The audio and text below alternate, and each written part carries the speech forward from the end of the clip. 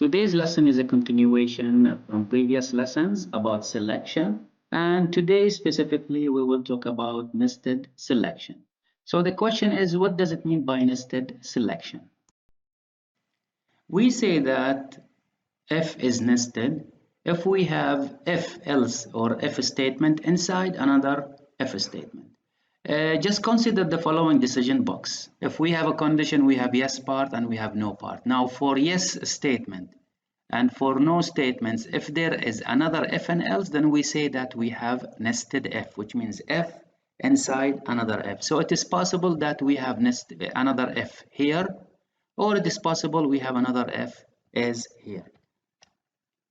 So a nested if statement occurs يحصل when the true or false statement of an if statement is itself an if statement. It can be used to implement decisions with several alternatives. So if we have more than one condition, we have already implemented this in flowcharts. In flowcharts, if we have more than one condition, so what happens? We check for the first condition. If it is true, we do something. If it is false, we go to another decision box, which is another if statement. So we say we have nested if statement. Here is an example. The code maybe probably is not organized here. Here we have if, we have another if, we have else, and we have else. So we have two ifs and we have two elses.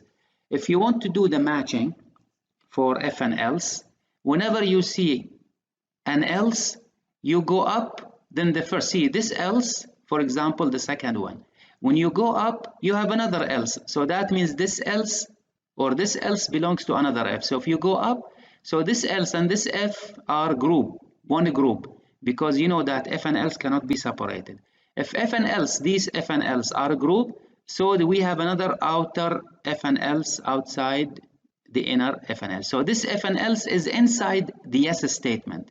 If we have if and we have yes part, so we have inside it if and else. We can rewrite it so that it will be more organized. So we use brackets. So notice now we have a condition, and inside this condition we have another if and else. By the way, these brackets or braces, curly braces are not compulsory, مو بإجباري. It's not needed, but I put the braces here to make the picture clear to you.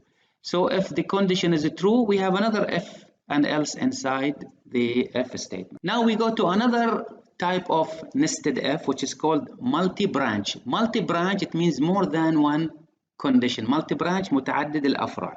We check for the first condition. If it is true, we do something. Otherwise, we go to the next one. If it is true, we do something. So we go over the conditions one by one. Once we find any of the condition true, then we do it and we leave the rest. But when this happens, it happens if each else, we are talking about else here. So if we have inside if or inside else, another if and else, we say nested, that's it. But if we talk about only else, if inside else, there is another nested if else statement, which is an if and else, then we say that this is multi-branch. And when multi-branch happens, if we have more than one condition and we need to make one condition true at a time. Here is an example. The one on the left-hand side, it shows you where is the nesting. The one on the right-hand side is just rewriting the code. So maybe I will go on JGrasp and show you how did we get the formatting for this code from this code. This code will check for x. If it is positive, it will add 1 to a variable which is called num of positive. If it is negative, then it will add number of negatives, otherwise it will add number. But what I will do, I will just simply print. I'm not going to add, I'm going to print. So let's go to JGrasp and write the program.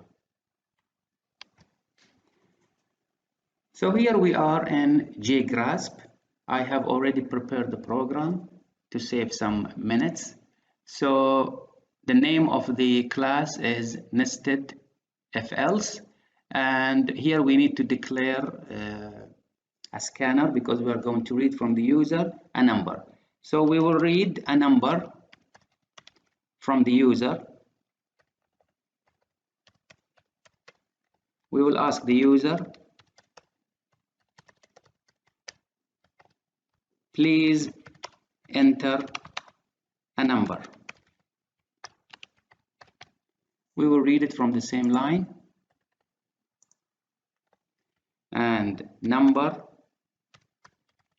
is equal to n dot next double.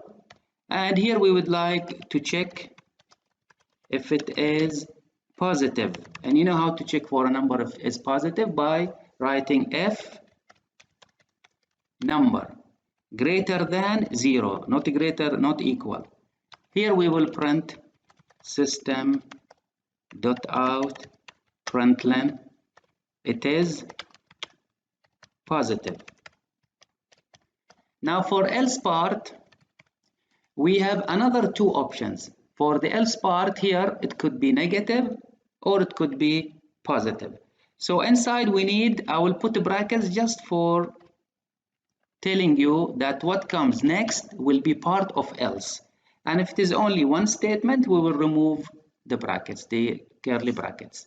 Now here we will check for negative. If number less than 0, now we need to print same message as this one. We will copy it, Control C, we will press enter and Control V.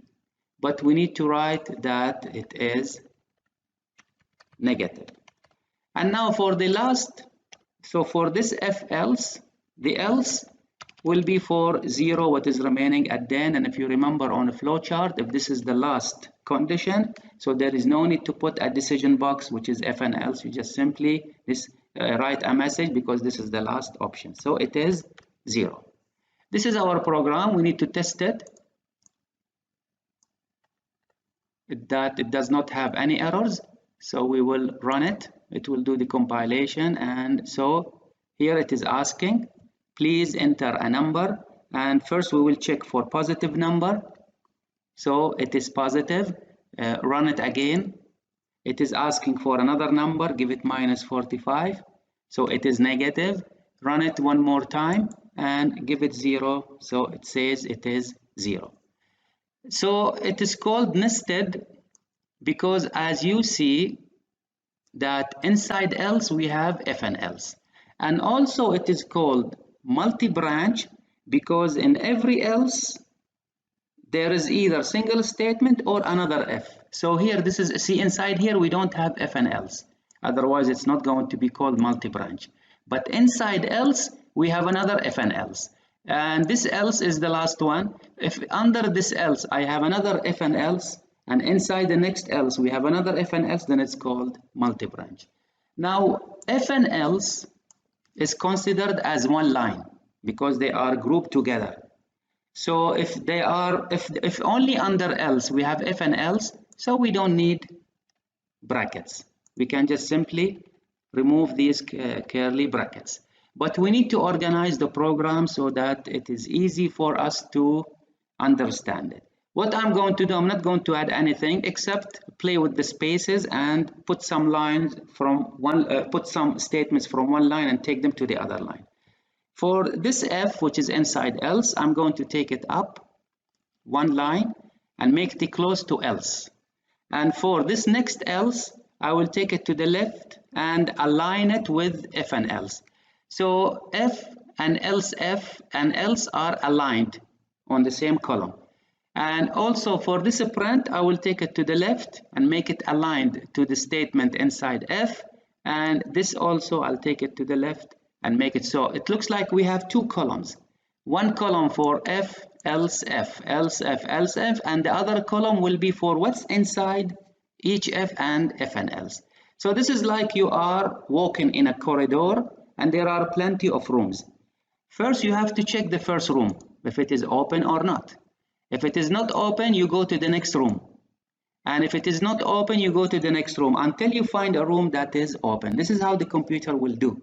If you have many selections and they are multi-branch, then the computer will go over them one by one. Once it finds one of the conditions is true, it will go inside it and leave the if and else statement. So how it looks like if we want to draw the flow chart for multi-branch. The flow chart for multi-branch, as you know, as you see now, we have many conditions and probably we have n conditions. The computer will first check condition number 1. It is true. If it is true, then it will go to action number 1 and just will leave the if statement. Otherwise, it will go and check for another condition which comes next. And if it is true again, it will go to action 2 and then will leave also if statement. It works that way. So we have many branches, branch 1 for action 1, branch 2 for action 2, and etc. For the last condition, we will have only two choices. If it is yes, then it will go to action n, otherwise the last choice, which is last action, and then this is the end of the if statement, which is the next statement, and the program will continue. So in Java, how do we write it? We write if condition 1, we put below it action 1, else if condition 2, we put action 2, else if, until the last one, which has else without if, which is the last choice. For our program, this is how it looks like for multi-branch. For each else, we have if and else, and after we reorganize it, it looks like we have branch 1, branch 2, branch 3, so the computer will go over them one by one. So this is how it works. The conditions are evaluated in sequence, بالترتيب. So first, this is the first condition, next, and comes next. Only one statement will be executed among all the statements. So if we have more than one action, then in multi-branch, we will select only one because one condition will be true at a time. If all conditions are false, then the last statement and the last else is executed. So we put last else for the last choice, and we don't need if and else. And we will come to else after each of these conditions are false.